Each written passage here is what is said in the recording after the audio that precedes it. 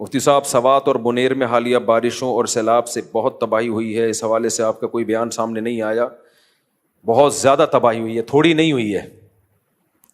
بنیر میں کیا کہا جا رہا ہے، تقریباً 350 تو وہ ہیں جو بالکل آفیشلی جن کا ریکارڈ ہے جو شہید ہوئے ہیں، لیکن تعداد بہت زیادہ ہے، اور جو بے گھر ہوئے ہیں ان کی تعداد بھی بہت زیادہ ہے۔ بہت بڑا ڈیزاسٹر ہے یہ جو سوات میں، بنیر میں اور بھی ارد گرد کے گاؤں میں آیا ہے۔ اب وہی بات ہے کہ حکومت ہی نااہل ہے۔ سندھ میں بھی ایسا ہی ہوتا ہے، سیلاب آتا ہے، ہزاروں لوگ مر جاتے ہیں، جو مختلف قسم کے ٹرسٹ ہیں وہ مدد کر رہے ہوتے ہیں، پھر گورنمنٹ اگلے سیلاب کا انتظار کر رہی ہوتی ہے۔ تو آج یہ پہلی دفعہ تو کے پی کے میں سیلاب نہیں آیا۔ میں جب کینیڈا میں تھا، جب ہم نے وہ ویڈیو دیکھی، کیا تباہی والی ویڈیو تھی، کتنے گھنٹے بیچارے وہ پانی کے بیچ میں کھڑے رہے ہیں، کوئی بچا لو ہمیں، اور سب کے سامنے ان کی موت واقع ہوئی ہے۔ کس قدر دردناک واقعہ ہے۔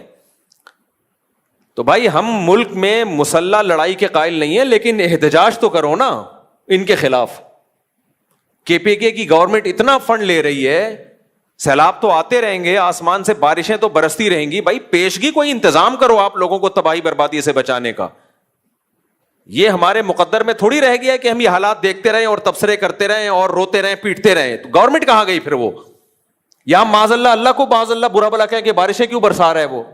اللہ کہے گا بارشیں جاپان میں بھی ہوتی ہیں، بارشیں امریکہ میں بھی ہوتی ہیں، بارشیں کینیڈا میں بھی ہوتی ہیں، کہیں یہ تباہی نہیں آتی، یہ صرف تمہارے ملک میں ہی تباہی آ رہی ہے۔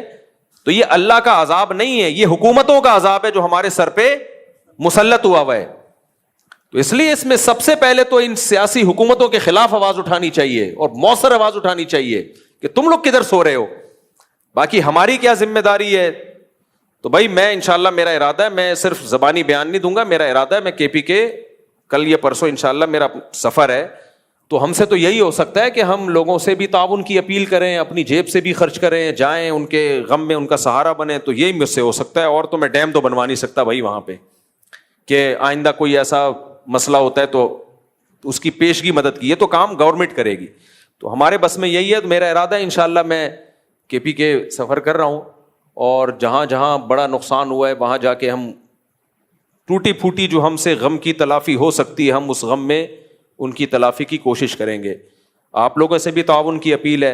اور دیکھو کراچی تو ہمیشہ سے ریکارڈ ہے، جب بھی ملک میں کوئی حادثہ ہوتا ہے، جیسے 2005 میں زلزلہ آیا تھا، تو کراچی پھر سارے فرق مٹا کے مدد میں سب سے ٹاپ پہ ہوتا ہے۔ تو یہ جو ہمارے کے پی کے میں ہمارے مسلمان بھائیوں پہ، پاکستانی بھائیوں پہ، قومی بھائیوں پہ مذہب کا رشتہ بھی ہے، قوم کا رشتہ بھی ہے، تو ان کو جس آفت میں یہ لوگ مبتلا ہیں، تو سب سے پہلے میں کراچی کے تاجروں سے اپیل کروں گا کہ اپنی تجوریوں کے منہ کھول کے بھرپور طریقے سے ان کی مدد کریں، اور پنجاب والوں سے بھی اور کے پی کے والوں سے بھی، جو بھی مالدار لوگ ہیں ان کی ذمہ داری ہے۔ بھائی ہمارے بس میں یہی ہے، اس میں انشاءاللہ ہم کنجوسی نہیں کریں گے۔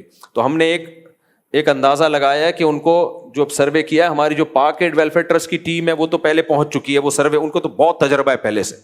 تو اس وقت ان کو جو سب سے زیادہ ضرورت ہے وہ 3 چیزوں کی ہے۔ ان فیوچر تو جو مکان ٹوٹ گئے ہیں وہ بھی کوشش کریں گے بنوانے کی، لیکن فوری طور پہ جو ضرورت ہے، جو لوگ بھی سیلاب سے متاثر ہوئے ہیں، 3 چیزوں کی ضرورت۔ کچھ لوگ اپنی چھتوں پہ چڑھ کے بیٹھے ہوئے ہیں ابھی تک، گھر بالکل، کچھ لوگوں کے بالکل بہہ گئے، بے گھر ہو گئے وہ۔ تو 3 چیزوں کی سب سے زیادہ ضرورت ہے فوری طور پہ، تاکہ اموات سے بچایا جا سکے۔ نمبر 1 صاف پانی، نمبر 2 پکا ہوا کھانا۔ راشن کا پروجیکٹ بھی ہوگا، فوری طور پہ بھی کیا چاہیے؟ تیار کھانا، ڈبوں میں پیک ہو، پکڑا دو بھائی، جان بچاؤ اپنی۔ اور تیسرے نمبر پہ خیمے، تاکہ اپنی خواتین کے ساتھ، بچوں کے ساتھ سر چھپانے کی کوئی جگہ ہو۔ تو اس کے لیے جو بھی تعاون کرنا چاہیں، صاف پانی کی بوتلیں،